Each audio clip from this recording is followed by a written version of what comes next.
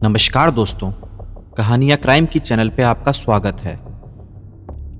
आज जिस serial killer की कहानी हम आपको सुनाने जा रहे हैं वो जब भारत के सबसे खूंखार सीरियल किलर्स का नाम इतिहास में खंगाला जाएगा तो उसमें ऑटो शंकर का नाम टॉप 5 की लिस्ट में हमेशा आएगा। एक ऐसा दरिंदा जो हत्या के बाद लाशों को जलाता था, फिर उसकी राख समंदर में फेंक दिया करता था, जिसका आतंक पूरे मद्रास में छाया हुआ था। तो आइए बिना देर किए शुरू करते हैं हम अपनी कहानी को। फिल्मों का शौकीन एक ऑटो वाला जिसने पहले शराब बेची, फिर लड़कियां, और जब इतने से मन नहीं भरा तो सीरियल किलर बन गया। ये कहानी शुरू होती है साल 1955 से। तमिलनाडु के वेल्लोर जिले में पैदाइश हुई गौरी शंकर की। अपना बचपन वेल्लोर में गुजारने के बाद गौरी शंकर पहुंचा मद्रास। फिल्में उसका पहला प्यार थी। उसे लगता था मद्रास जाकर फिल्मों में एंट्री मिल जाएगी। उसके पास पेंटिंग का हुनर था। पेरियार नगर नाम की एक जगह पर वो पेंटर का काम करने लगा। रंग जमा और काम चलने लगा। गौरी शंकर ने शादी कर ली, फिर उसके 4 बच्चे भी हुए। फिर एक रोज एक हादसे में पत्नी की मौत हो गई। यहाँ से गौरी शंकर की जिंदगी ने एक नया मोड़ लिया। 80 के दशक की शुरुआती सालों की बात है। तमिलनाडु की सरकार ने शराब पर बैन लगा दिया। पीने वाले प्यासे थे, सो एक नया मैकदा ढूंढा गया मछुआरों की बस्ती में। तिरुवनयमूर से महाबलीपुरम तक ताड़ के पेड़ों की लाइन लगती थी। ताड़ से बनती थी ताड़ी। इलाका सुनसान था, सो पुलिस का भी कोई डर नहीं था। जल्द ही उसका धंधा फलने फूलने लगा। गाड़ियों में भरकर ताड़ी शहर में पहुंचाई जाने लगी। इस काम में थोड़ा रिस्क था। पुलिस वाले गाड़ियों की तलाशी लेते थे। बाकी गाड़ियों के मुकाबले ऑटो रिक्शा कम ही रोके जाते थे, तो ताड़ी सप्लाई करने के लिए ऑटो रिक्शा का इस्तेमाल किया जाने लगा। पत्नी की मौत के बाद गौरी शंकर पेंटिंग छोड़कर ऑटो चलाने लगा था। उसने अपने भाई और कुछ लोगों को भी इस धंधे में जोड़ा और वो कुछ सालों में एक छोटे मोटे गैंग का लीडर भी बन गया। काम अच्छा चल रहा था, लेकिन गौरी शंकर को और तरक्की करनी थी। उसको बहुत जल्द ये एहसास हुआ कि गैर कानूनी धंधे चलाने के लिए कानून के हाथ मुलायम करने जरूरी हैं। उसने पुलिस वालों से पहचान जोड़ी। यह पहचान उसे ले गई कानून बनाने वालों के दर तक, नेताओं तक। शराब का धंधा जल्द ही जिस्म के धंधे में तब्दील होने वाला था।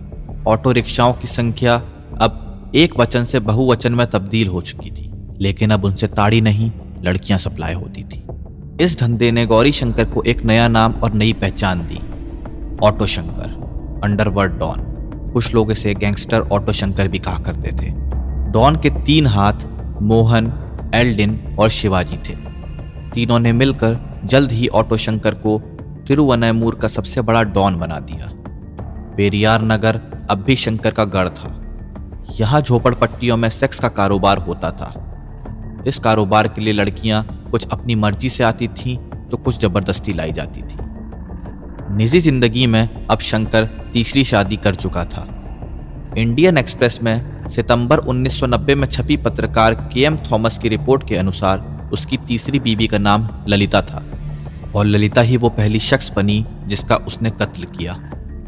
हुआ यूं कि एक रोज ललिता शंकर के दोस्त और उसके दलाल के लिए काम करने वाले के साथ भाग गई। दोनों ने मिलकर सेक्स का नया धंधा शुरू कर दिया। ये देखकर शंकर बौखला उठा। अक्टूबर में सन 87 की बात है। एक रात शंकर ने ललिता को अपने पेरियार नगर वाले घर में बुलाया और मारकर उसकी लाश को ठिकाने लगा दिया। करामात देखिए कि उसने यह कमरा फिर एक बूढ़ी विधवा को 150 रुपये किराए पर रहने के लिए दे दिया। इस बीच जिसके साथ वो भागी थी वह दलाल ललिता के गायब होने से परेशान था। उसने शंकर से पूछा तो जवाब मिला वो इंडिया टूर पर है, कुछ वीआईपी लोगों को स्पेशल सर्विसेज देने के लिए। कुछ 2 महीने बाद शंकर ने सुदालाई को भी अपने डिनर पर बुलाया और उसकी भी हत्या कर डाली। सुदालाई को ढूंढते हुए उसका एक दोस्त जिसका नाम रवि था शंकर के पास आया तो उसने उसे भी ठिकाने लगा दिया। उसके बाद उसने रवि की पत्नी को एक खत भेज दिया कि रवि मुंबई चला गया है। शंकर ने रवि की लाश को जमीन के एक प्लॉट में छुपाकर उसके ऊपर सीमेंट डाल दिया और उसके साथ वालों को बताया कि पुलिस से बचने के लिए शराब छुपा रहा है। एक के बाद एक कत्ल करने के बाद भी शंकर पुलिस की पहुंच से दूर था, और शायद दूर ही रहता अगर अखबार में एक आर्टिकल में उसका नाम न छपता। 19 मई 1988 की घटना है। 3 लड़कों ने शंकर की लड़कियों का इस्तेमाल किया, लेकिन पैसा देने से इनकार करने लगे। इतना ही नहीं, उन्होंने शंकर की लड़कियों से हफ्ता वसूलने की कोशिश भी की। शंकर ने एक बार फिर वही चाल अपनाई। उसने तीनों लड़कों को अपने घर बुलाया और उनकी हत्या कर उनकी लाश को सीमेंट में चुनवा दिया। उन तीनों लड़कों में से एक का नाम संपत था। संपत की बीवी विजया ने अपने पति की गुमशुदगी की रिपोर्ट पुलिस के पास दर्ज करवाई। पुलिस ने शंकर को गिरफ्तार तो किया, लेकिन कुछ दिनों में छोड़ भी दिया। विजया ने अपने एक जानकार के कहने पर सीधा तमिलनाडु के गवर्नर को अर्जी लिखी। तो सवाल आता है, गवर्नर को क्यों? दरअसल इन दिनों तमिलनाडु राजनीतिक उथल पुथल से गुजर रहा था। मुख्यमंत्री MG रामचंद्रन की मौत हो गई थी, इसलिए राज्य में गवर्नर शासन लागू था। विजया ने गवर्नर PC अलेक्जेंडर के पास अपनी समस्या पहुंचाई। गवर्नर ऑफिस से पुलिस को लताड़ लगी, लेकिन पुलिस वाले उल्टा विजया को धमकाने पहुंच गए कि वो ऐसी शिकायतों को रोक दे। विजया ने अपने एक जानकार से मदद मांगी, जो पेशे में पत्रकार था। उसने ये पूरी कहानी अखबार में छाप दी और फिर मजबूरी में पुलिस को यह केस दोबारा ओपन करना पड़ा। पुलिस ने शंकर के पूरे गैंग को रिमांड पे ले लिया और भरपूर खातिरदारी की।